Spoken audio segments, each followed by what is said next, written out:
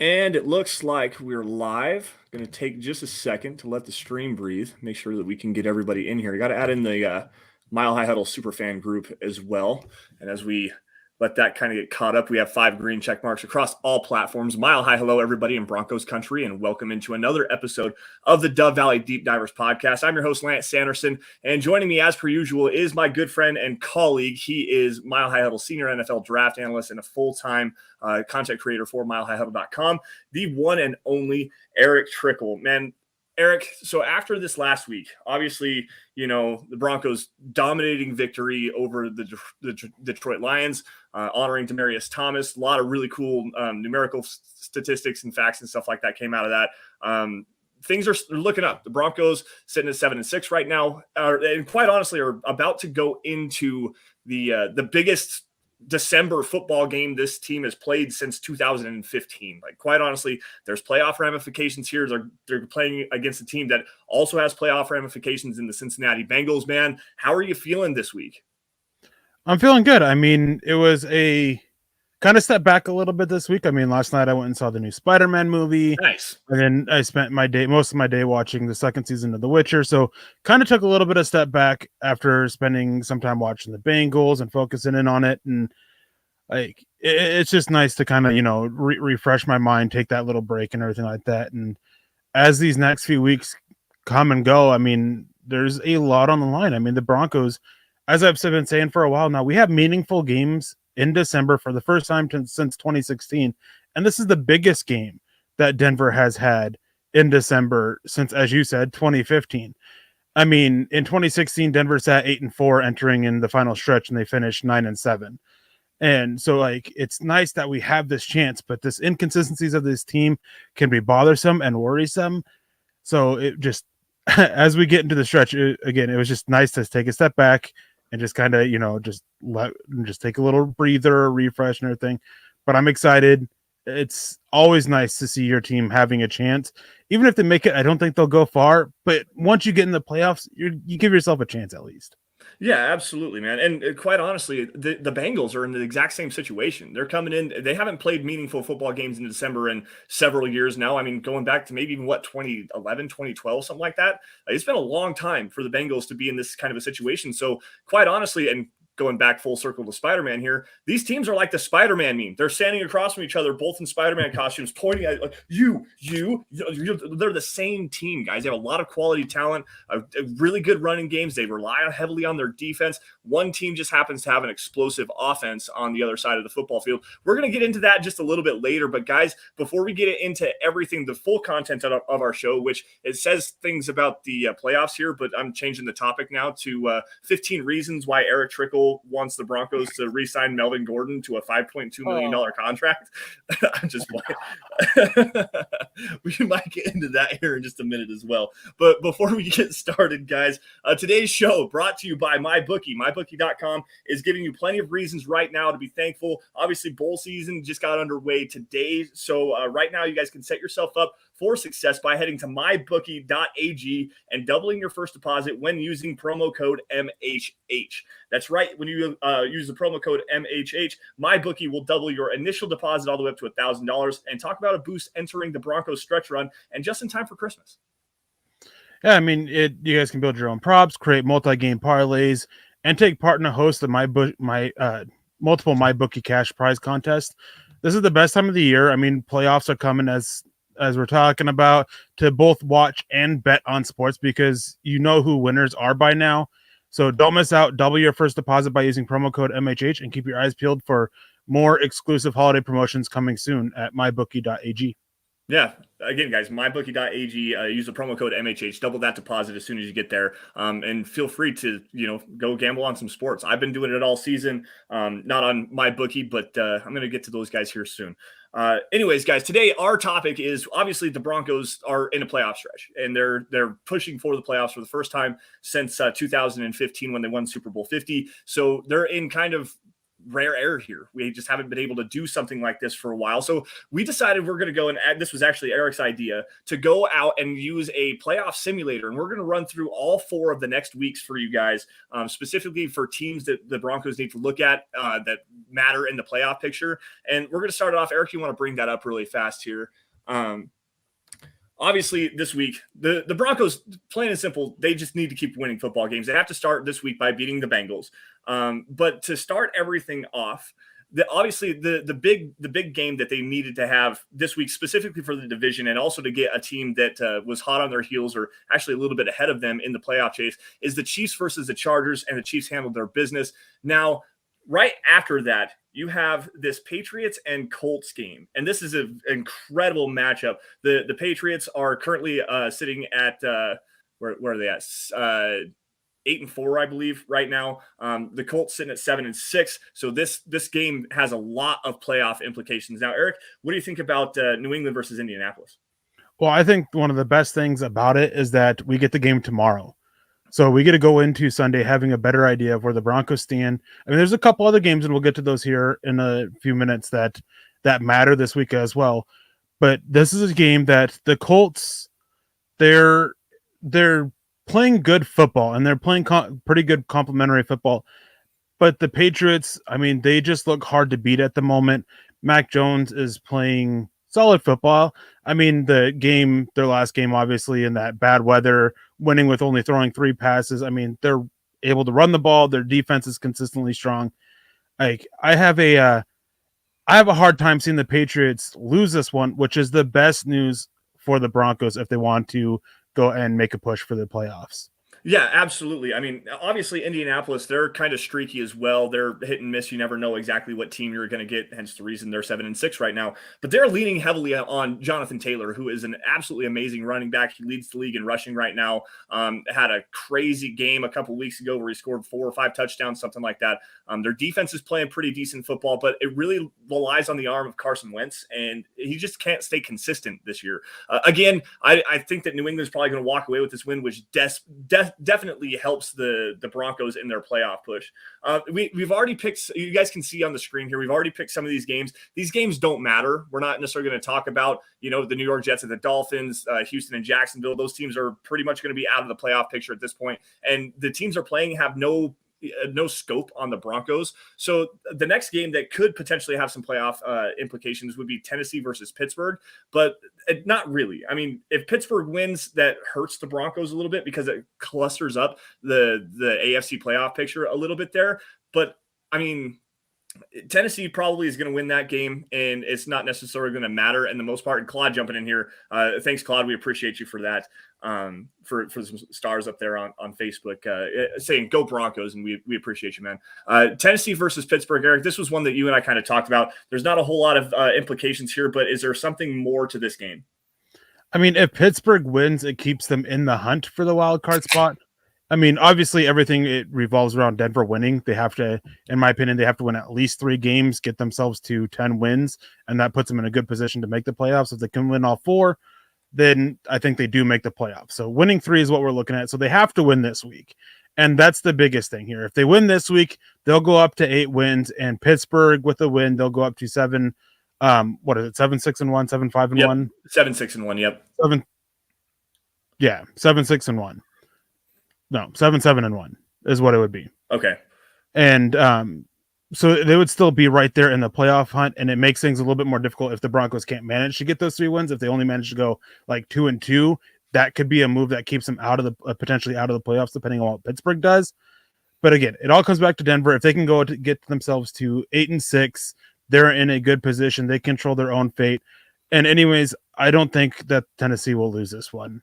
Even going on the road to Pittsburgh, it's one that I think they will win. And as I said, going to go ahead and mark off Denver having to win, because if Denver wants to make the playoffs, they've got to win these games. Yeah, absolutely. And one last cliff note on the Tennessee and Pittsburgh game. If Tennessee does win this game, that means that Pittsburgh is unable to win 10 games. And in this cluttered AFC playoff picture, 10 wins is probably the threshold. So you're going to have to get there. In essence, if Pittsburgh loses this week, they could be completely eliminated from playoff contention. I mean, they're not 100%. They still have a shot to get there, but they would need a lot of help. They need Cleveland to lose, Cincinnati to lose, Denver to lose multiple times, they've got a long ways to go here. This next one, though, the Las Vegas versus Cleveland game, and there's some big implications on this one, especially with the news that happened earlier today. And Claude jumping back in here really fast with another generous donation here. A great insight, fellas. Thanks for breaking these scenarios down for you. Hey, no problem, man. And we appreciate you guys for joining us, because this is a fun conversation. There's a lot of different ways that this can go. And we just thank you all for joining us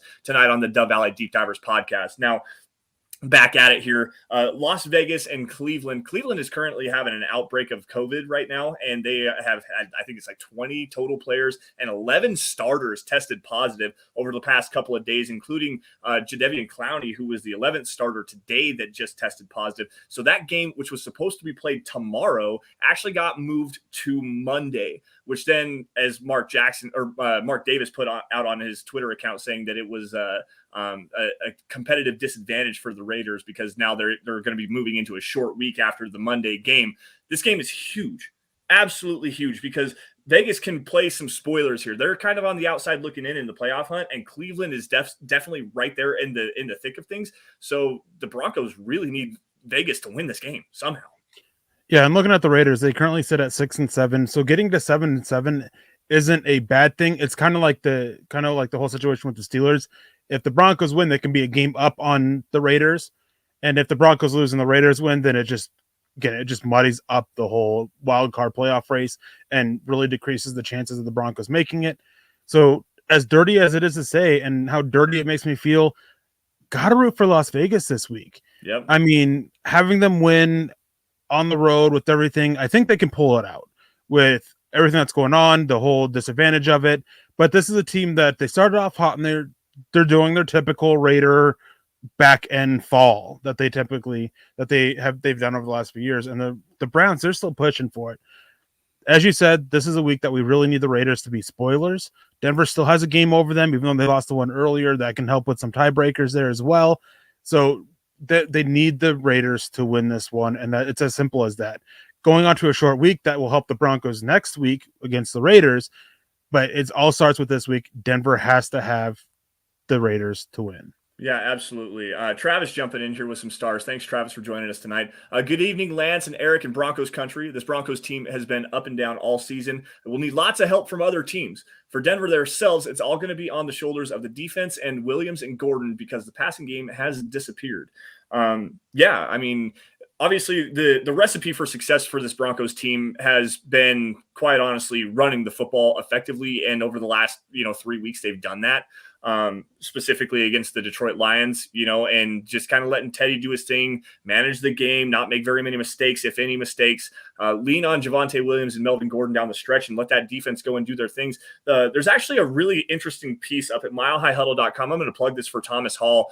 He dropped 3 crucial things that the Broncos need to have clicking for this team to, make a playoff run down the stretch here. 2 of them were the running game and also getting the defense to start getting some more takeaways. They have 12 interceptions, not very many fumbles this season. I think it's 16 total takeaways. If off the top of my head, I can't remember that exact number. But the defense and the running game are for sure the keys for this team to make that playoff stretch. I mean, there's no denying that the passing game hasn't been great or consistent. But I don't think that saying it's disappeared is exactly fair, because when you're able to run the ball as effectively as the Broncos have been the last few weeks, you don't need a strong passing game. You just need an efficient one that's not going to turn the ball over. The issue with the Broncos passing game, and we saw it against the Kansas City Chiefs, is when they get behind, they're not ones that can come up and get you. It's not a strong enough passing game to come back and get the lead back or put themselves in a position to stay in the game. They start to fall back. That's what the issue is with the passing game. It's not that it's disappeared. It's just that hasn't been needed. It wasn't really needed against the Chargers. They ran the ball so effectively. Wasn't really needed against the Lions, even though that was one of their better passing games and really efficient passing games so far this season, because they ran the ball so well. They got quite a few short yarded situations, and they were able to turn it over into points. They had 9 drives. They scored on 6 of them. So, I mean, or 7 of them, 6 or 7 of them. So it's just that they need the passing game to be there when they need it. Yep. And it's been consistently not the case. Right. And what's the easiest way to make sure that you don't need your passing game? Have an effective running game, play good defense, don't let the opponent score, and control the clock. So the Broncos have a winning recipe, and eventually, Teddy's going to hit something. He's going to throw something deep. They finally got Noah Fant involved in the vertical passing game this last week. A big 32-yard catch down the right sideline, so that's pushing the ball down the field a little bit. But still, that was the only play that the ball traveled more than 21 yards in the air. I mean, they've got to have some more explosiveness to the offense in general, but they don't absolutely need to have that if the recipe that they have for success is actually working out and creating a good dinner. Because quite honestly, if they're not cooking well, then it's going to be tough sledding. Last little cliff note here for the Cleveland game that I want to say. Obviously, the Broncos lost to the Raiders earlier this season. They can get one back on the Raiders next week, but this is a huge game again and the Broncos desperately need the Raiders to win this game because they already lost to Cleveland once this season. So that's a huge tiebreaker game there. And if the Raiders lose and Cleveland manages to win, that just puts it makes the sledding a little bit tougher for the Broncos. Now, a surprising game that actually matters desperately for this Broncos team is the Carolina at Buffalo game. And Buffalo, the reason why I say it's a surprising game is because Buffalo last season was in the AFC Championship game. This year, they can't seem to get out of their own way. Their running game is ineffective. They lost an embarrassing game to the Jacksonville Jaguars a few weeks ago. They're sitting currently, I believe they're at 7-6 as well, one of the logjam teams that's right in the thick of things in the playoffs. Carolina has to win this football game, man, and they have the ability to do so. Carolina has been playing so poorly. They can't figure out what's going on at quarterback.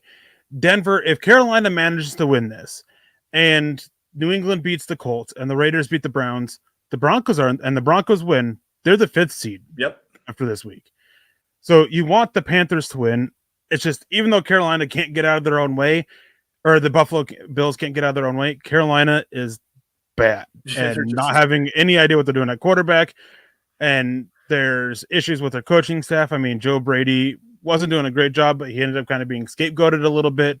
So there's a lot of issues there, and I just don't think that they'll be able to pull it away. And it makes things difficult, but the Broncos, in a way, kind of control their own fate. And Buffalo winning isn't a killer for the Broncos' playoff hopes. It just means that they can't get to that 5th seed like they could if Carolina wins. Yeah. Carolina, as far as their pass rush is concerned, they could probably, make a little bit of action in that game. I don't necessarily think they're going to pull it off. Josh Allen's just too good. But it'd be great if Carolina could win it. Now, the other game for this week specifically, Green Bay at Baltimore.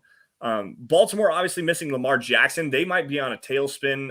It doesn't sound. I'm not sure if Lamar has been announced as out, but I know that his availability for the game was in doubt, quote unquote. So we could see Tyler Huntley here. This is another big one because as far as the AFC West is concerned, obviously you have the Chargers and the Broncos there, but all 4 of the teams in the AFC North, save maybe the Steelers, are in the thick of things here. The Ravens currently, I believe, are holding the division lead right now, but I mean, it's very, very thin. If they lose here and the Bengals manage to beat the Broncos on Sunday, I think the Bengals actually go back into first place in the AFC North. Like, this is a big game, and it has big playoff ramifications for the Broncos. Yeah, before I get to that, I wanted to grab Joe Mannix's comment real quick, because we don't control our own fate. Not exactly. They don't fully control it, but I mean, there's a difference. And what I was meaning to say was that in a way they do, because they have to go in and they have to win these games. If they want any chance, they have to win these games. If they go in and they drop multiples, I mean, they're playing 3 teams that are in the playoffs at the moment with the Bengals, the Chargers, and the Chiefs.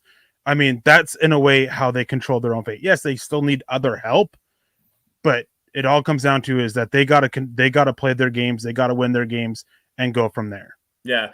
Something to add to that, I actually found another simulator. It's not the one that we're using right now. Is the New York Times playoff predictor simulator. And I clicked on, if the Broncos manage to win all 4 of their games going throughout the rest of the season, they have like a 99% chance of actually making the playoffs. So yes, they do control their own destiny by winning all of these games. If they get 3 wins, it's like 74% or 71% or something like that they make the playoffs. Just get in. Now, if they win all 4 of those games, I think the probability of them getting the 5 seed is like 74% or something like that. Like they do. If they just go out and win these games and do what they need to do, take care of two bad teams in a row. Well, not really bad teams, but one middling team and one bad team, and the Bengals and the Raiders. They've already smashed the Chargers one time, so it's definitely fair to say that they could do that again.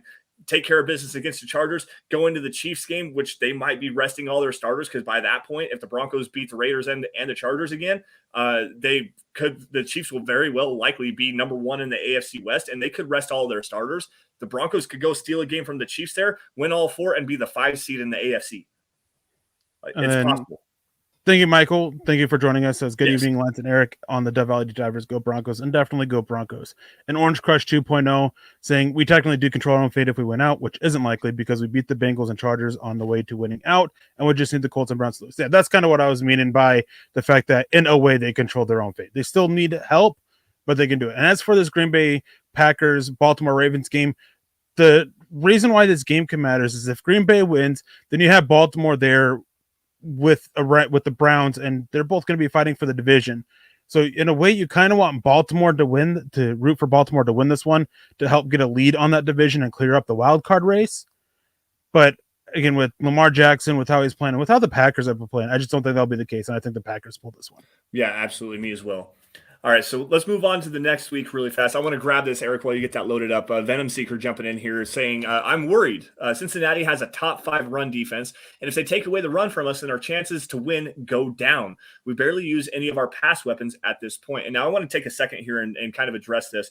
The Cincinnati run defense has been phenomenal, and it's a big part of their front 5, front 7. Quite honestly, DJ Reader is a guy that Broncos fans should be familiar with. They were rumored to be in chases with him a couple of years ago when he was an unrestricted free agent. They also have Larry Ogunjobi, who is a guy that I like coming out of Baylor a few years ago. He's playing really good football. Trey Hendrickson and Sam Hubbard are doing a good job at the line of scrimmage, controlling the point of attack and stuff like that. But it's the linebackers, and hopefully they're going to be able to go. It doesn't sound like Logan Wilson will be able to go, and maybe not even Jermaine Pratt. And those are the two players that stir the drink for that defense. Like, quite honestly, they fly all over the field, great athletes. So the Broncos could catch a break with the Bengals not having their 2 guys in the middle of their defense, and Logan Wilson and Jermaine Pratt. Denver might be able to kind of get something established on the ground this week. Well, my question is, how are they top 5? Like, what statistic are you looking at for it? I think it's rush yards per game allowed. Well, I mean, yards per game is a terrible set to look at. Their EPA and their success rate against them, both of them, they're in the bottom 10, bottom 11 for those. And then for DVOA, I think they're ranked like 14th or 15th, which is middle of the pack.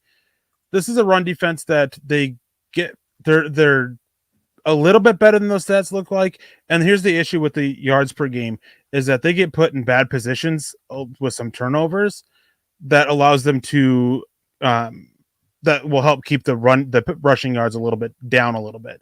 And then also they've gotten to against some teams that are more of a rushing offense, and they've been able to get some pretty decent leads thanks to some broken coverages. I mean, if you look at the Baltimore Ravens game, that kind of hit that at that as well. So EPA, DVOA, and their success rates, I mean, they're middle of the pack. I'm not as fearful of this Bengals rushing defense as others are. I mean, it's a solid unit, don't get me wrong, and they can definitely go and game plan to stop the duo that is Melvin Gordon and Javonte Williams. I just don't think it'll come easily for them, and I think if they start to have early success against it, I think Denver will very quickly go away from the run because we've seen that from Pat Shurmur, and that would be a mistake on his end. Yes, it would. Travis jumping in here. Let's say that Denver does make the playoffs, and we'll get back to this conversation in a second. Do you feel comfortable with Vic Fangio and company coming back, or do you think Peyton will want to make a tweak here or there? Quite honestly, I'm comfortable with Vic Fangio coming back. I am. As so long as he's the head coach, and so long as the special teams coordinator and the offensive coordinator get changed. I'm also, this sucks to say, and I hate to have to say it, I'm also kind of comfortable with Teddy Bridgewater coming back on a 1-year deal, if that means that the Broncos are going to go and draft a quarterback to groom behind him for that 1 year. Do I think that happens? Probably not. I think the Broncos are going to be heavily involved. If Vic Fangio's here, I think that it's going to probably be the Aaron Rodgers sweepstakes, and hopefully he can bring a Nathaniel Hackett or maybe a Mike McDaniel from from San Francisco, promote him to the full-time play caller, assistant head coach, to get that to be able to happen. But yes, I am comfortable with Fangio coming back. I'd be comfortable with it. I mean, he's shown multiple times that he has issues that will keep him from really being a great one. And as for what Lance said about Teddy, I'm not okay with him coming back. Like, he's been the best quarterback that we've had in a while, and I know a lot of you people in chat are going to get angry at me for saying that. And It's I mean, true. there's so many statistics that you can show it and look at. Tape even shows it as well. But getting off track here, I'm just not okay with it because you would have to pay him. You'd have to pay him a decent amount, and quite frankly, he's not worth that. Like, No, you don't pay middle to bottom tier quarterbacks. Like, don't. Yeah, I don't. The report that came out with him wanting $21 to $25 million the other day, I'm not in that camp. Like, quite honestly, he's probably going to get it from some team that's quarterback desperate. I don't want to pay that, but if you can get him at 15, 16, maybe, then yeah, I would at least think about that. Antonio Aragon jumping in here with the $5 super chat. What's up, guys? I'll be at the game on Sunday going crazy. Hopefully we can secure the win and start a win streak. And hey, man, cheer loud, cheer proud. Make sure you get some Mile High Magic going. The Broncos are going to need it. I mean, this Bengals team, they're interesting. I'm not going to say they're scary. They do have a scary, explosive offense, but they are very interesting to watch. My stepson is actually a Bengals fan, so I'm going to have to tease him the entire time that this game is going. It's going to be really rough in the Sanderson household if the Bengals lose, because he does not do losing very well. But yeah, it's going to be fun. If they win, tell him I said he's sleeping outside. Anyways, getting into the week 16 situations here, and this is where the Baltimore Ravens and Cincinnati Bengals, that's where it continues to come in, because even if the Bengals win this week, that'll get them to 8-7. A Bengals loss gets them to 7-7, and the Browns loss will get them to 7-7. So that division is still a mess, for a appropriate way to put that. It's still a mess and everything, and so it still makes a mess for the playoff race. And here, since we kind of want the Ravens to go out and win the division, we want them to go out and beat the Bengals to help the Broncos' chances of getting a wild card. Because quite frankly, I don't see the Broncos winning the division with how the Chiefs are playing. That just seems like such a long shot. So focus on the wild card spot here. So this is one where the Ravens need to go out and win and come away with it. And it's the same thing with Buffalo and New England. Buffalo at 8-6, New England at 12-4. You want New England to go out there and win it, keep hold of the division, and keep Buffalo kind of struggling for a wild card spot. Yeah, absolutely. I definitely agree with you. And shout out to Scott running the ones and twos behind the scenes, jumping in here and saying that Lamar Jackson was officially listed as questionable. So thank you for that for this week. And that low ankle sprain, with a player like him, the explosiveness that he uses, the quick cuts and stuff like that, that's going to hamper him if he does come out and play this week, which I think would probably be a mistake. Let him, kind of rest for a little bit. They got a tough matchup against the Packers, with the way Green Bay is playing, especially offensively, it's going to be a tough one there. If you can afford to take a loss, that would be one that you could have. So make sure you get Lamar Jackson healthy and let him take care of the Cincinnati Bengals here. Now, the next game we have to talk about here is one that is probably not going to turn out the way that Broncos fans need it to turn out, and that is the Chargers versus the Houston Texans. Unfortunately, Houston is one of the worst teams in the NFL. Obviously, you can see over to the left-hand side of the screen there. They're sitting at 2-14, last place in the AFC South right now. And 2-13, but that 2-14 is with the loss this week. Right, sorry. So 2-14 going into week 16. But Davis Mills has been really bad. Like the defense has not been playing great. They kind of play scrappy. They're fired up. They show out, but they're just there's such a lack of talent on that team. And the Chargers have a top probably 6'5" quarterback in the NFL, and Justin Herbert, who is playing, quite honestly, MVP level football. I mean, he's got over 30 touchdowns already this season, and that offense is definitely scary. So unfortunately, I don't think that it's going to happen this way, but the Broncos definitely need Houston to win that game if they can somehow manage to pull the upset. Yeah, and then going to the two games that are AFC, NFC crossovers, we've got Green Bay and Cleveland and Arizona and Indianapolis. And this is the one where both teams of the AFC, they're in that playoff hunt, so you want both teams on the NFC to win to help clear out that wild card race. And then, of course, going to Denver and Las Vegas short week. I think Denver can walk away with this one, especially after getting embarrassed in their last game about it. I think there'll be more drive from them to go out and win this one. But Denver, as we said, this isn't exactly how we think the season will go. It's just kind of showing what needs to happen to help the Broncos get to the playoffs. And this puts them in a good position, gets them at 9-6, puts them in the 5th spot for the wild card race for the first wild card spot after week 16 with 2 more weeks to go, which is a pretty good position. The Raiders will fall down to 7-8, so they would be 2 games up on them. The Buffalo Bills at 8-7 and Chargers at 9-6 are also right there taking up wild card spots. And then the Bengals and the Browns would be the other 2 that are 7-8, and they'll be also pushing for the wild card spots as well. Yep. Another quick cliff note on the Raiders game, and obviously the last time the Broncos got drummed, the final score was not nearly indicative of what that game actually looked like. But quite honestly, that's the best game that the Raiders have played since John Gruden got fired, because he got fired 2 days before the game. Like they had a bump there. They went out there for their new coach and Rich Bisaccia, and they played a great game. Denver came out flat, probably expecting a flat matchup from the Raiders, considering what they had just gone through. So after the John Gruden thing happened, then they have the Henry Ruggs incident and then Damon Arnett incident. Like, this team's in a death spiral, and it's only getting faster by the second. So the Broncos taking care of the Raiders next week is probably about as mortal of a lock as you can get. And hopefully they manage to piss pound the Raiders, because quadruple F the Raiders. All right. Week 17. Start us off with an amazing matchup. We've got KC and Cincinnati, and obviously with Kansas City, you at this point you almost want them to just win out and win the division, because that makes the path for the Broncos to get to the playoffs the easiest. And it starts right here. Just to add in real quick, you also want Kansas City to win the next 3 weeks, because that puts them in a good position to where they'll possibly want to rest their starters for that Week 18 matchup. Exactly. Yes, you're 100% right. And I alluded to that just a little bit ago. But the Cincinnati Bengals, so coming into this week, would be sitting at 7-8. Probably on the outside looking in. I believe they're sitting at the 11th seed in the playoffs. So they're going to be on the outside looking in. Obviously, Kansas City winning the division, winning this game against the Bengals, that helps bolster the Broncos' playoff chances.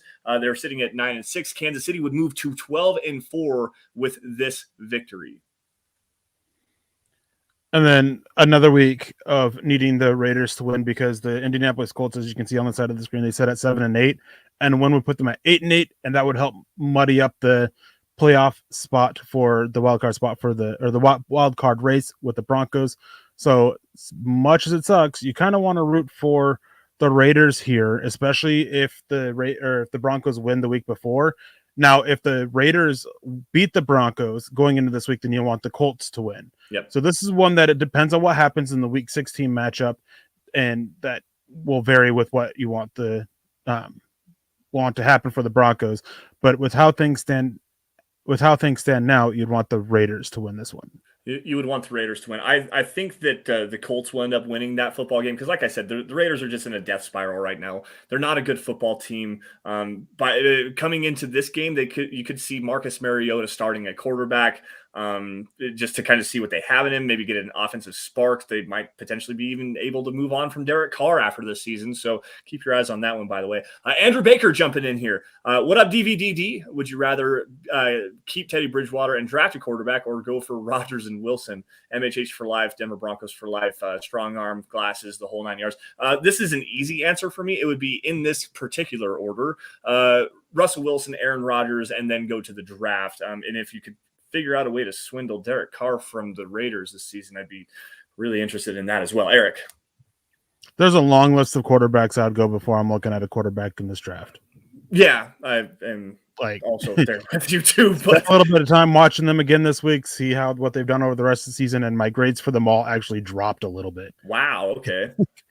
So I've watched enough Matt Corral to know that I'm not necessarily sold on him, and everyone says that he's the best quarterback in this draft. I've watched enough Kenny Pickett to say, I mean, if I was picking in the 25 to 30 range, then sure, I'd take a flyer on him as a 5th round option kind of a guy, just to, ensure you get that. Carson Strong. Hey, so I did see a report there, Eric. I'm not sure if you saw this. Carson Strong saw an independent NFL doctor. They did an MRI on his knee. He's fully cleared, and the doctor said that there should not be any future ramifications. I don't know the truth to that, but I did see that earlier The yesterday. person that came from is Jim Nagy. He's the guy in charge of the Senior Bowl and everything like that. And yeah, I would take that report with a grain of salt. That's fair. Anyways, on that thing, they each have their issues. I mean, and the fact with Carson Strong is that he still has had 3 knee surgeries in it. Michael Ronquillo came in with some stars real quick. Thank you, Michael, for your continued support for this show man. and every other one. And then with Kenny Pickett, this was amazing to me. Like, Chad's going to get mad at me again because I'm going to be talking about hand size here. But Kenny Pickett's reported to be 8.25-inch hands. That is ridiculously small. Just for the record, there's only been 2 quarterbacks that have, in 670 quarterbacks over the last 37 years, only 2 quarterbacks have had smaller hands than that. Only 1 quarterback has had the same size hands as him, and that was a guy who went undrafted, Kevin Davidson, out of 2020. And now we're talking about Kenny Pickett as a top 10 pick. There's a reason why hand size has an impact on it. It deals with ball control in bad weather. We know that Kenny Pickett wears 2 gloves. I mean, the joke is that he's Kenny 2 gloves because there's some similarities there in his style to Teddy Bridgewater. There is. But the issue is that we've seen him play in bad weather, and the gloves didn't really help him all that much. So Scott jumping in here saying my 12-year-old has 9.5-inch hands, and I will spoil it out. I was curious, legitimately curious about how big my hands were a couple of weeks ago. I measured my hands out 8 3/8 of an inch. Like, I have tiny hands. Okay, I really do. I could not play quarterback in the NFL. First off, I have a decent arm, but not great, and my hands are too small to hold the football. And a side note on to Kenny Pickett as well. He also has 27 career fumbles while at Pittsburgh. 27 fumbles. Like, that's a ridiculous amount of times putting the ball on the ground.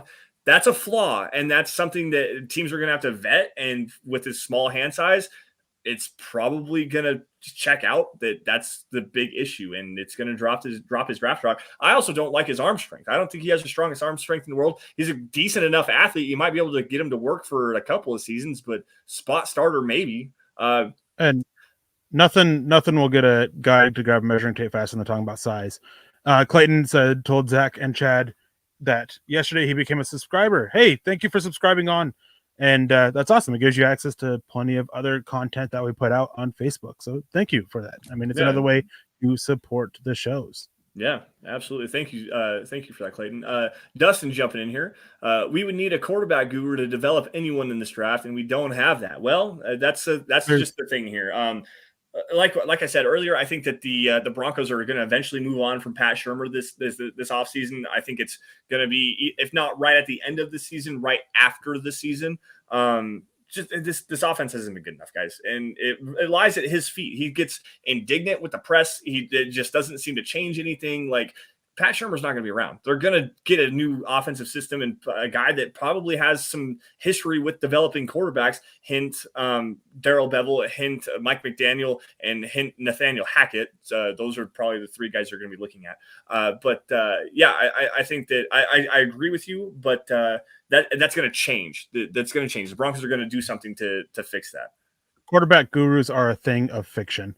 Michael Ronquillo came in with some more stars saying, great show tonight, Lance and Eric, and the Dove Valley Drivers. Go Broncos. Thank you, Michael, Thanks, Mike, again for your continued support.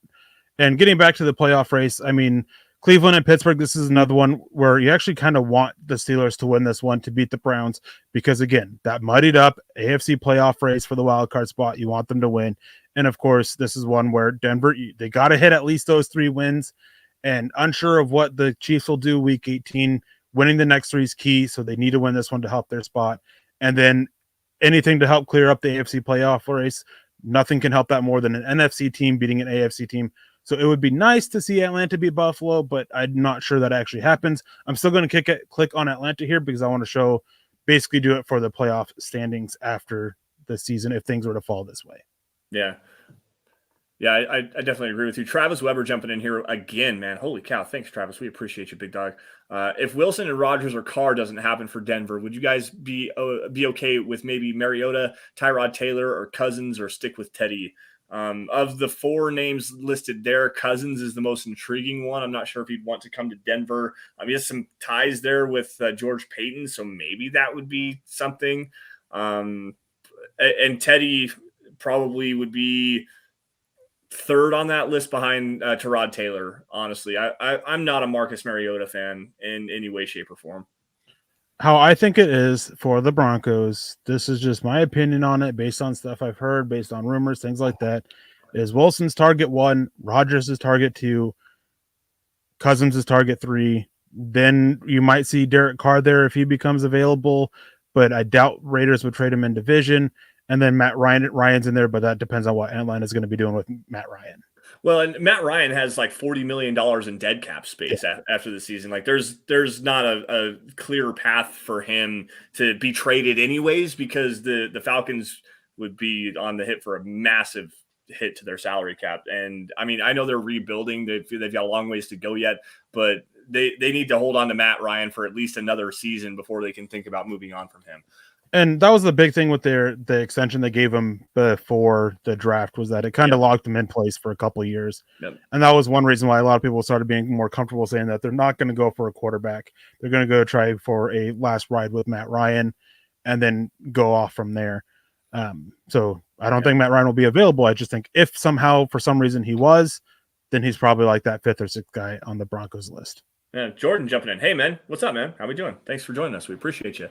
So we're sitting here at week 18. Eric, why don't you scroll down really fast and show where we're at as far as the Broncos record? I believe we're sitting at 10-6, which is a mark that everybody says if you're going to get into the playoffs in the AFC picture right now, you have to get to 10 wins. This is the one. And obviously we talked about it a little bit earlier with the Chiefs sitting at 12-4. They've already clinched the division. There's no way that they can lose that out. They are probably going to be sitting most of their starters, if not all of them, getting ready to go. And as you can see here, they're sitting as the number 3 seed in the AFC. So they don't have the first round bye. They're going to have to kind of get guys rested up as much as they can so that they can be prepared for wild card weekend to go. And I believe that they would be playing the Chargers if the season were to end at that point. They would be playing the Chargers as the number 6 seed. Denver would get the number 4 seed, I believe is how that works. And they would be playing at the Baltimore Ravens. So that'd be a rematch from earlier this year.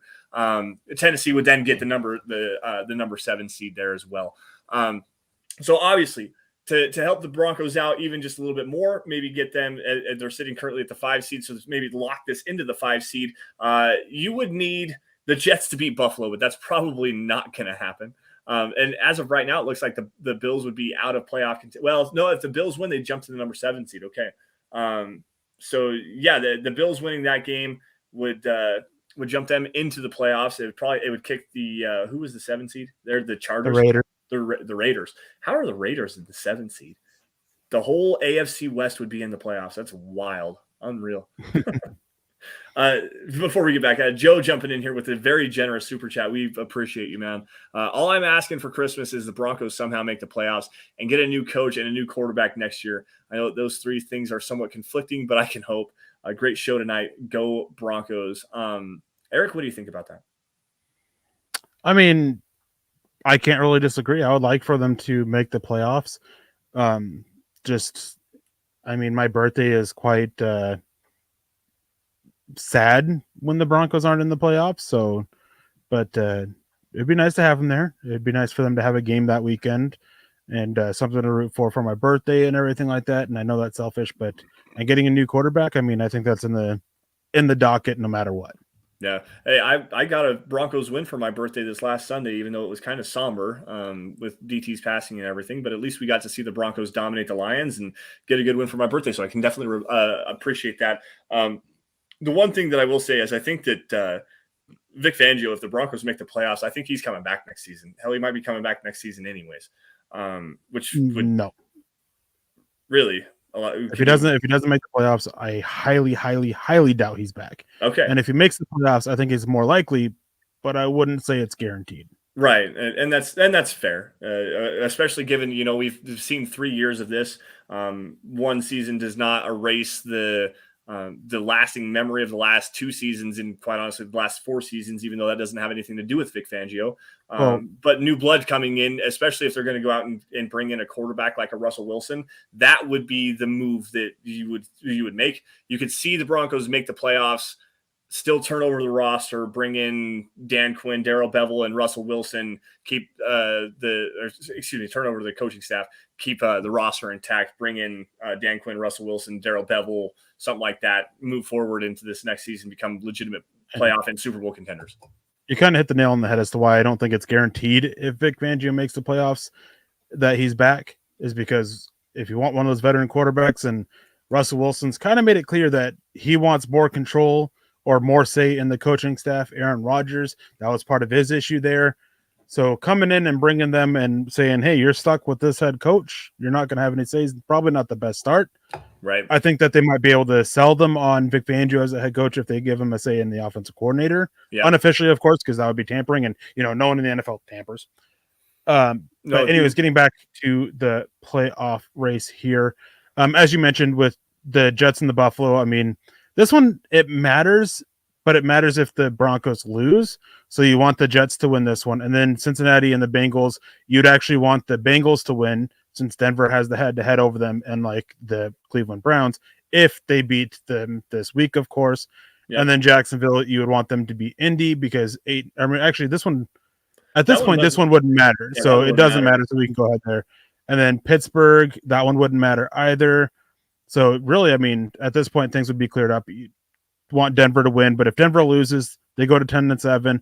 And if the Chargers beat the Raiders, that's where things get weird. Nope. Denver can actually, if Denver can win the next 3 weeks and things fall this way, Denver would be the 5th seed still, which is one reason why we were talking about, I was wanting to do this, is because this is how, in a way, Denver controls their own fate. They still need help, yes, but as long as they can win 3 of the next 4 games, they have a really good shot of making the playoffs. And of course, it'd be nice to see the Raiders go out and beat them, just because, hey, it'd be fun to say that all 4 teams in the division had winning records. Mm-hmm. But again, it all depends. Jordan jumping in here. I want to ask you a question here, Eric, on the other side of this really fast, because it actually is very intriguing to me. Jordan jumping in here saying, I like it when we have to rely on other teams. Shaking my head. LOL. Yeah, it's not necessarily fun to rely on other teams, but like Eric just said, the Broncos really do control their own destiny. Now, on the flip side of that, there is something, I mean, if they just keep winning football games, they're going to get into the playoffs, guys. We just kind of proved it to you there. I want you to leave this the way you have it here, Eric. You have the Week 18 game against the Chiefs. You have the Chiefs winning that football game. I want you to go back to the Chargers game. So it'd be the Week 17 game, I believe. If you could go back to the Week 17 game. And I want you to click on that. And let's see what that does to the playoff picture. It would kick Denver out of the playoffs. The Broncos have to win against the Chargers. Absolutely have to win against the Chargers. They have to win these next 3 games. And if they do manage to steal the game from the Chiefs, they jump back into it. Or at least I'd imagine that's how it would work out. But yeah, they have to win these next 3 games. If they have any hopes of playing in the playoffs this season, they have to win Cincinnati, they have to beat the Raiders, and they have to beat the Chargers. Plain and simple. That's just how it works. And now I'm going to pull it off the screen real quick so I can set up another scenario real quick. So go ahead and just talk to the chat for a minute. All right, let me go through the chat really fast. Joe Mannix thinks that Justin Herbert is going to get revenge on the Broncos, and that very well could be. The one thing I will say is that the last 2 times that the Broncos have played Justin Herbert, they've pretty well contained him, especially this last time. The Chargers were looking for answers all over the place. It was close there for a minute. Obviously, the Drew Lock came in and it was just kind of weird there for a minute. Teddy Bridgewater ended up getting hurt. The Broncos came back, took the lead again late in the second half. It was a really good football game by the Broncos there. And the defense has figured out ways to stop these elite quarterbacks. I mean, Pat Mahomes, the Broncos have held to 22 points the last 2 times that they played him.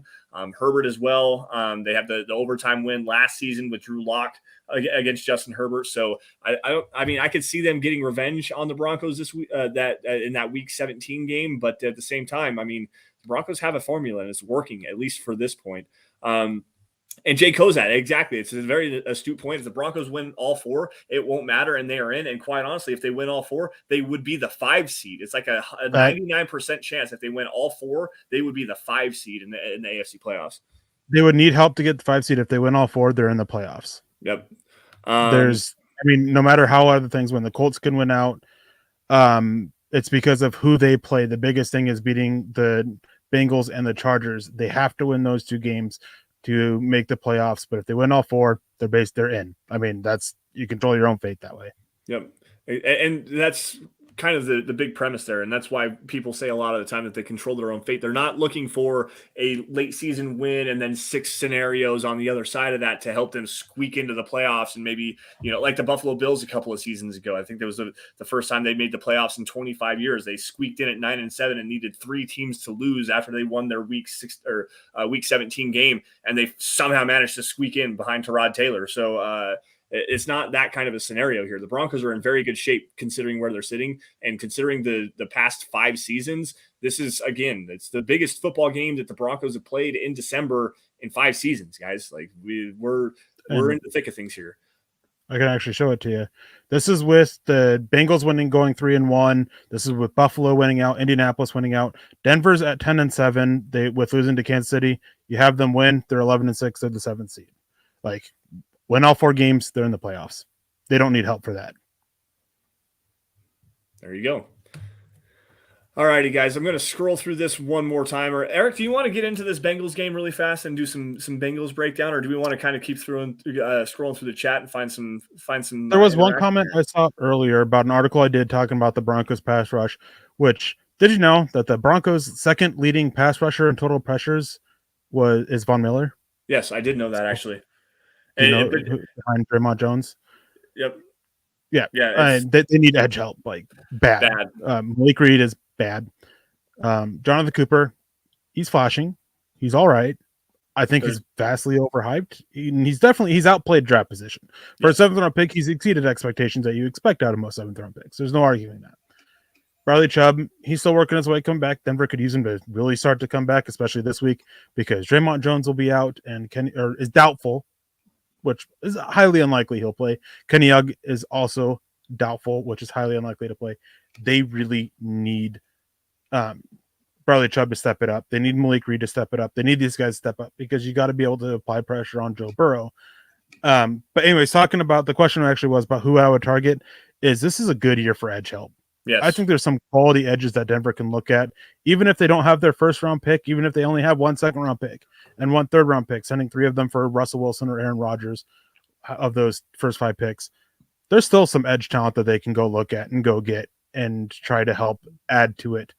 And that's how. I'm not familiar with the veteran free agent class or the free agent class for edges at the moment. I could definitely go look it up. The one name that I'm actually intrigued by, and it's specifically because of like, you're going to laugh at me for this, but how well he has played for the Broncos after they went and traded for him is Stephen Weatherly. He's not going to be a guy that you're going to come in and be a full-time starter or anything like that, but as a rotational pass rusher and just a depth guy, I've been pretty impressed with Stephen Weatherly. Like, honestly, if he wants to come back on a 1-year cheap deal, $1.5 million deal, something like that, I'm all for that for sure. I mean, he's got a couple of sacks. He's doing really well holding up the edge in the running game. Like, it's been in limited snaps for sure, but the more quality depth you can get that can actually come in and play, the better. Like, honestly, and with the need at the edge position for the Broncos in general, I mean, obviously the future is not bright. Well, I guess it's bright, but looking bleak, at least for Bradley Chubb. As you said, Malik Reed's been bad. Jonathan Cooper still has a long way to develop. He's got to get way more consistent holding the edge. Andre Mintz has flashed at times, but Stephen Weatherly has been honestly the most consistent edge rushing player that the Broncos have had in the last 4 weeks. It's been kind of crazy. Yeah, and as for veteran options, I mean, Von Miller, of course, Denver can go do the whole sneaky thing and go bring him back. Chandler Jones is another one. Yep. And how awesome would it be to go out there, get a veteran quarterback, and then getting a 2nd and 3rd for Von Miller and then bringing him back? Doubt it happens, but that'd be awesome. That'd be Jadeveon Clowney's one, Hassan Reddick, Melvin Ingram, Chandler Jones. Like, there's some really good talent out there at edge in the free agent class. So there's definitely options for it. And going back to Travis Weber, as for what teams need the help from the most, the Bills and the Colts, really. If Denver wants to get higher than a 7th seed, then they need them to lose. Denver wins out, they get the 7th seed. Getting higher, they need a couple losses, at least a loss, I believe, from both of them, maybe 2 from the Bills and 1 from the Colts. I can't remember exactly off the top of my head. They need the Raiders to win. They honestly, they need the Raiders to win a couple of games. Like that's the big thing. And I believe one of those games is the Raiders versus the Raiders versus the Colts, or is it? I can't remember what. There's one specific game. It was week 17 that the Broncos needed the Raiders to win. And that would definitely would help them for sure, because obviously the Raiders stand below them. If the Broncos, so they probably should lose this week. They'll lose next week to the Broncos. If they win again in week 17 and week 18, they actually have an opportunity. That would be a big help for the Broncos, because the Raiders would play the Chargers in week 18. So that would help the Broncos massively. And then real quick for Clayton, Heron and Travis Weber in here, they're asking about the trickle zone. Right now, this was the last week for the trickle zone this year. I'll be back after the new year because the holidays are pretty busy for me. I won't be on Dove Valley Deep Divers next week. I will be on the following week. Again, holiday time is super busy for me and my family. But trickle zone, we're trying to figure out what day it's going to be on going forward. Due to health issues with my mom, we had to move it away from Saturday. We moved it to Monday, and then some issues started coming up. So we moved it Wednesday, and Wednesday just kind of was a bomb. So we're looking into it. We're doing some research, and as soon as I know, I'll let you guys know. But right now, it's just on hiatus for temporarily until after the new year. Yeah. But thank you guys for the support and stuff like that. And it'll be back. And by the time it's back, the focus is going to be almost 100% on the draft. Of course, Denver wins these next 2 games, and we're coming back. I mean, there's going to be a lot of stuff on the playoffs too. But we're getting ready to get to the draft time, and that's when the trickle zone definitely shines. Yeah. Big supporter of the show here. Todd Osendorf jumping in here. Did McTelvin and Geem disappear? Yes, but no. They've had him for the majority of this season as a game day inactive. You might actually see McTelvin and Geem this week, honestly, because Draymond Jones dealing with I believe it's a foot injury. As Erick said earlier, his availability is doubtful for this game.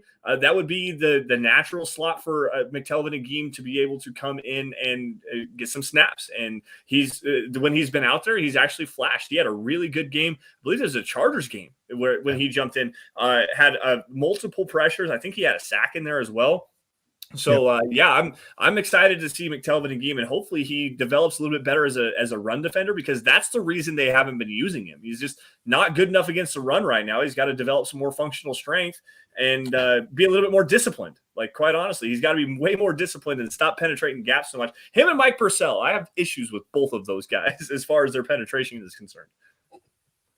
John Clay Eventing jumping in here with a generous super chat. We appreciate you, John.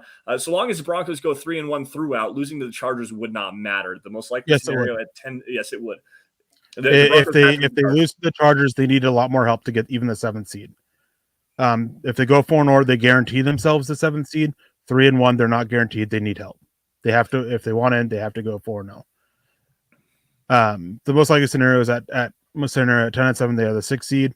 Possibly, but again, they need help for that to get to that point. They need multiple losses from the Colts. They need someone to clear out in the AFC South. They need help from the Chargers a little bit. They need help from the Raiders to win some games. Like, winning 4 games, they're in. 3-1, they're likely, but they will need a lot more help for that. And then going back on McTelvin and Geem, he's played 20 snaps against the Chargers. That was the game he did. 19 of those were against the pass, were as a pass rusher, and he had 5 total pressures with 1 sack and 1 hit. That is ridiculously efficiency, except that he's not consistent enough, and there was definitely a focus on others around him that allowed him to win. Denver needs him to step up with Draymond Jones out. They need him to definitely improve his run defense, which has been why he hasn't been out there. Shamar Stephen has just been better as a run defender. Yep. But I mean, he's played a total of 77 snaps this season, 50 of them as a pass rusher. And he's picked up 8 total pressures. Like, he's got to do better, and hopefully we'll see him kind of be a little bit more consistent going forward. Yeah, absolutely. Let's see here. I want to grab this one from Savage Boy Kev over on Twitch. Got to give a shout out to our Twitch supporters, guys. Erick, how has Quinn Miners been playing in your opinion? I saw that play earlier where he bullied that defender. What do you think about Quinn Miners? I mean, when he's out there, he's been the best offensive lineman for the Broncos, actually. Smaller sample size than some of the other guys out there, of course. I mean, He had what game was it that he was absolutely awful? The Chiefs game. He was not very good in the Yeah, Chiefs he game. was. I mean, the whole offensive line was absolutely terrible against the Chiefs, and he really struggled. But outside of that game, he's been the strongest offensive lineman out there pretty consistently. He's got some hiccups as a pass rusher, which is where the Chiefs really owned him at. They crossed his face multiple times. Run defender, he's a bully. He's big. He's physical. He fits the style that they're looking to. And it's nice to see that the run game, they've kind of settled down on what type of running offense they want to be instead of pulling things from everywhere and just being so convoluted that you have no direction and you're asking guys to do so many times. And that would explain why there was so much for basically communication issues up front in the run game earlier on and why that settled down a little bit. But he's been playing really well. He looks like to be a hit for be a big hit in the third round for it. Yeah, absolutely. I just looked up at the clock and we've got we're sitting at triple digits on the hour hand right now. Well, at least, I guess triple digits on the minute hands. Yeah, we're at our hour time limit, guys. We haven't even got to the Bengals game, guys. I think we're gonna end it here. And kind of move forward with the rest of our weekend. And thank you all for joining the Dove Valley Deep Divers podcast. I encourage you guys all to head on over to milehighhuddle.com and check out the Mile High Huddle roundtable piece where we give our picks and predictions. I am a little shaky on this football game, specifically for the explosive offense that the Bengals possess. But yeah, head on over to milehighhuddle.com where you guys can check out all of that. Scott, I'm going to grab the ones and twos really fast here and run through some of our matters of business here. Thank you all for joining us on the Dove Valley Deep Divers podcast. You guys can find me on Twitter by following me at Sanderson MHH, and for Eric at Erick Trickel. Also for Scott at Scout Kennedy. That's the easiest way to get him, and shout out to him for running the ones and twos tonight. Also, guys, at DVDD_pod. That's the Dove Valley Deep Divers podcast account. We're going to find what we're talking about every single Friday. We post up there on Friday, typically about 4:00 in the afternoon. What's going to be coming out. Takes every now and again, but not very often. Also, guys, while you're at it, at Mile High Huddle, that's the mother account. That's where you're going to get breaking news and analysis on your Denver Broncos, film breakdowns, opinion articles, anything regarding the Broncos. That's where you guys are going to find it. Facebook supporters, make sure you guys go to facebook.com/Mile High Huddle, click a blue Become a Supporter button, and that's where you're going to get the Trickle Zone coming back after the new year, Kelberman's Corner, and you're also going to get Broncos Book Club with Chad Jensen. Scott, you got something here? Travis jumping in with some more stars, man. Thanks, Travis. Dude, you've been a superstar tonight. We really appreciate that. Very, very generous of you, and thank you again. Great show, Eric and Lance. Thank you, and have a great weekend. Go Broncos. And Travis, thank you again. Thank you for all of your support. Without you, dude, we couldn't do what we do best. You have a great weekend as well. And as always, go Broncos. Let's see here. Guys, if you're financially able to do so, go on over to huddleuppod.com. That's the merch tent. That's where you guys are going to get yourself a Dove Valley Deep Divers podcast hat like the one that Eric has on his head right now. I've also got the Mile High Huddle State of Being hoodie on right now. There's face masks, coffee cups, onesie for your baby, anything to suit your fancy. If that's your bag, head on over huddleuppod.com. Get your merch on, guys. That's where you're going to be able to find that. And plenty of great options for holiday gifts. Yes, absolutely. Great options for holiday gifts. Make sure you guys are supporting all of your favorite shows on the Huddle Up Podcast Network. And guys, if you're not financially able to do so, or that's not your bag, you don't want to throw stars or the super chat, it's great. We understand. Times are rough right now. It's fine. Obviously, the holidays are right around the corner. You do you, boo-boo, and we appreciate you for being here anyways, but you guys need to do us all a big favor. Like I've said multiple times over the last 2 years of doing this, subscribe. Wherever you guys are watching this, on YouTube especially, but Facebook, Twitter, Twitch, Apple Podcasts, iTunes, Spotify, wherever it's at, subscribe, follow Mile High Huddle. Like every video you guys see on all social media platforms because that helps out a lot. But if you really want us to get out and help us the most organic way you guys can help us is by sharing everything you guys see. If you love it, share it. Get it in front of as many Broncos fans as humanly possible because, again, without your guys' support, we couldn't do what we do best, which is cover your Denver Broncos. Now, I'm going to run through the chat really fast one time, see if I can find anything. But before we get out of here, hey, Michael dropped some more stars, and thank you again, Mike. We appreciate you, buddy. Eric, any last words? Yeah, I got a couple I want to say to Clayton. Congratulations, man. Keep it up. Yes. Family gets a lot of it. Always is great support and great reason to do anything. As I said, I won't be here next week. Next week's Christmas Eve, so I'm going to be out doing stuff with my family for that. And so I hope everybody who celebrates Christmas in the chat, I hope you guys have a wonderful Merry Christmas. Those of you who don't, I hope you guys have a happy or merry whatever holiday you happen to celebrate. Festivus, Kwanzaa, Hanukkah, which I know is over by now, I believe. About to end. I'm right at the end. I'm always confused as to when Hanukkah is, but I hope you guys as well have a wonderful holiday. I'll see you guys here in 2 weeks from now on New Year's Eve to not necessarily ring in the new year, but celebrate the final moments. I think at that point we'll probably be talking about best moments from the season from this year for the Broncos. Yep. But it's going to be perfect. Have a wonderful holiday. Yeah, it's going to be perfect. It's going to be the year in review, the year in review show that you and I always do. The best moment of the year, worst moment of the year. It's going to be fun. I cannot wait. We actually have to do that on New Year's Eve, so that's going to be an absolute blast. I didn't even think about that. That's great. Guys, quick announcement here from me. Obviously, Eric said, and we all know next Friday is Christmas Eve. I'm not sure exactly with Eric being gone. I know he's already got plans, and as he just said, he's not going to be here. I'm not sure what I have going on yet. There will be an announcement coming soon on if we have a Dove Valley Deep Divers podcast on Christmas Eve or not. That could be just honestly, just because family time. It's Christmas. Everyone needs to be spending time with their families. I have a family as well. Obviously, I've got 3 kids, a beautiful wife at home. So there may not be a Dove Valley Deep Divers podcast. You will find out. Again, guys, follow me at Sanderson MHH and also the at Mile High Huddle account and also at Huddle Up Pod too. We'll put an announcement out there. If nothing else, I will try to maybe find another co-host and do a quick show for you guys, just to keep the live shows every single day. But there is a significant possibility we will not be doing Dove Valley Deep Divers next week. Holidays are the only time where it's okay to go full Vin Diesel. What? Family. Oh yeah, yes, I got it now. I was thinking bald, but for well, that's definitely not the case. Yeah, that's definitely not the case for me. But anyways, guys, thank you all for joining us on the Dove Valley Deep Divers podcast. We appreciate and love every single one of you guys' support. You all stay safe. Take care. Have a great rest of your weekend. And as always, go Broncos. We'll see you guys same time, same place. Well, maybe not next week, but we'll see you again at least on New Year's Eve. And again, announcement coming soon at Sanderson MHH. We'll see you guys later.